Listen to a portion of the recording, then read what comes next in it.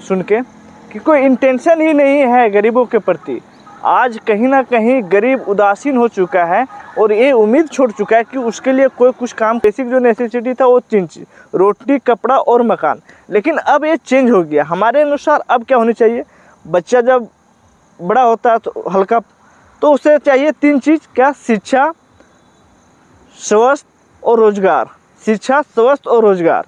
अब ये नहीं है रोटी कपड़ा मकान, ये पुराना हो गया। अब शिक्षा, हर किसी का अधिकार होनी चाहिए शिक्षा की, और बेटर शिक्षा। अब ये शिक्षा के नाम पे अभी जो चल रहा है वो नहीं, अब इसमें क्वालिटी होनी चाहिए।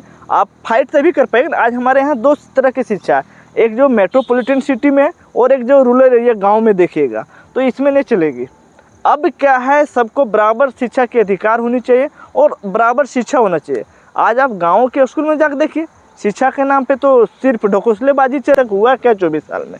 हाँ, ना हेल्थ में कुछ हुआ है, ना रोजगार में कुछ हुआ है, ना शिक्षा में कुछ हुआ है। हुआ है तो एक चीज़, भ्रष्टाचार हुआ है। हुआ है तो एक चीज़, यहाँ के नेता। दोस्तों नमस्कार दोस्तों, मैं आशीष। दोस्तों आज की अखबार अगर आप खोलेंगे तो एक बहुत ही दुखद और हृदय विदायक एक दृश्य हमको देखने को मिला। दरअसल दोस्तों उसमें एक पिता एक पुत्री की शव को लिए हुए विलाप कर रहा था।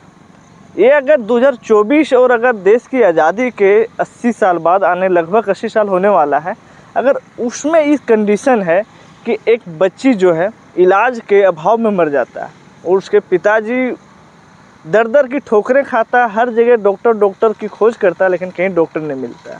और सबसे बड़ी दुखद बात यह है कि उस अस्पताल के चेयरमैन जो है, उसकी जो वक्तव्य आप सुनिएगा तो लगता है सुन के कि कोई इंटेंशन ही नहीं है गरीबों के प्रति। आज कहीं ना कहीं गरीब उदासीन हो चुका है और ये उम्मीद छोड़ चुका है कि उसके लिए कोई कुछ काम करेगा। आज एक कॉमन आपने देखा होगा कि उत्पाद सिपाही में जितने हमारे भाई की डेथ हुआ, उसका रीज़न क्या था? रीज़न था अभाव, मेडिकल की अभाव, चाहे वो आपकी मैदान में हो चाहे वो अस्पताल में हो। हमने ऐसे कई देखे हैं जहाँ टेबल पे बैठ के पानी की सलाइन हो रही है। बहुत सारे के तो बेड पे बेडशीट की कहीं जगह नहीं था, कहीं भी बेडशीट का तो था ही नहीं। कोई बेसिक जो चीज़ होती है वो नहीं। आप फील्ड पे, ग्राउंड पे हम जाके हकीकत में देखा कि वहाँ डॉक्टर नहीं, सिर्फ नर्स रहता है। अगर आप जान रहे हैं कि टेम्परेचर में अगर आप जान रहे हैं कि टेम्परेचर में सांस की तकलीफ़ हो सकती है, सांस लेने में तकलीफ़ हो सकती है, ब्लड प्रेशर हाई हो सकता है, तो उसकी प्राइमरी जो व्यवस्था होनी चाहिए वो आपका ग्राउंड में होना चाहिए। क्योंकि देखिए जितने भी आप अस्पताल देखिएगा, ग्राउंड से लगभग 10 से 20 किलोमीटर की दूरी पे था। अगर इतनी ब्लड प्रेशर जब हाई होती है या लो होता है तो उसमें अर्जेंट चाहिए, लेकिन यहाँ नहीं। जानबूझ के गवर्नमेंट और यहाँ के प्रशासन ने ऐसी कोई व्यवस्था ही नहीं किया था। और अस्पतालों में बोला जा रहा था कि नहीं पूरी व्यवस्था है, लेकिन आप जब वहाँ जाइएगा, आपके गए रहते, या तो फिर अभी भी दौड़ होने वाला है उसमें अगर ऐसी होती है कोई चीज़ तो आप जाइएगा, या तो फिर आप सरकारी अस्पताल कभी भी जाइए तो वहाँ के व्यवस्था से आप सब भी वाकिफ़ हैं। और झारखंड की स्थिति तो इससे दयनीय ही है। कोई भी अस्पताल ले लीजिए, जो हमारे राज्य की सबसे बड़ी अस्पताल है वो रिम्स, उसके बारे में हाई कोर्ट ने क्या जज दिया था, आप सबने भी वो देखा कि अगर नहीं चला सकते तो बंद करो। ढकोसलाबाजी क्यों? आज देखिए हमारा एक ही मानना है कि आज से पहले था कि लोगों के बेसिक जो नेसेसिटी था वो चेंज, रोटी कपड़ा और मकान। लेकिन अब ये चेंज हो गया। हमारे अनुसार अब क्या होनी चाहिए, बच्चा जब बड़ा होता है तो हल्का, तो उसे चाहिए 3 चीज़। क्या? शिक्षा, स्वास्थ्य और रोजगार। शिक्षा, स्वास्थ्य और रोजगार। अब ये नहीं है रोटी कपड़ा मकान, ये पुराना हो गया। अब शिक्षा, हर किसी का अधिकार होनी चाहिए शिक्षा की, और बेटर शिक्षा। अब ये शिक्षा के नाम पे अभी जो चल रहा है वो नहीं, अब इसमें क्वालिटी होनी चाहिए। आप फाइट तभी कर पाएंगे। आज हमारे यहाँ 2 तरह की शिक्षा है, एक जो मेट्रोपॉलिटन सिटी में और एक जो रूरल एरिया गाँव में देखिएगा, तो इसमें नहीं चलेगी। अब क्या है, सबको बराबर शिक्षा के अधिकार होनी चाहिए और बराबर शिक्षा होना चाहिए।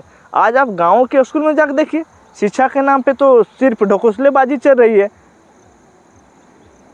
तो सबसे बड़ी जो हमारी पीड़ा थी आज देख के कि इस तरह आप एक बार उस पिता के सामने रख के देखिए, एक बार आप उसके बारे में सोचिए कि वो पिता के हृदय के ऊपर क्या बीत रहा होगा जब वो अपनी बच्ची की जान बचाने के लिए डॉक्टर को खोज कर रहा था। और ऐसे डॉक्टर था, लग रहा था हमें कि भगवान शायद आसान से मिल जाता, लेकिन डॉक्टर नहीं मिला।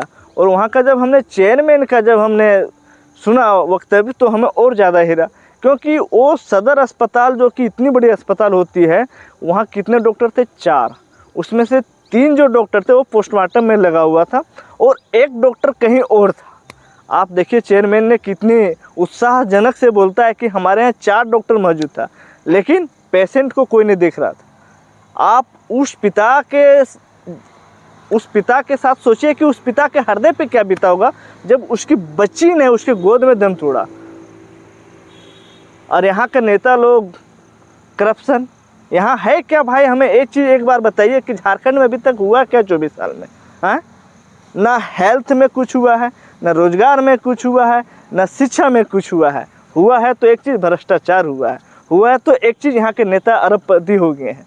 आज कोई भी नेता देख लीजिए यहाँ से कितने बड़े बड़े महल बना लिया है, कहाँ कहाँ ज़मीन है।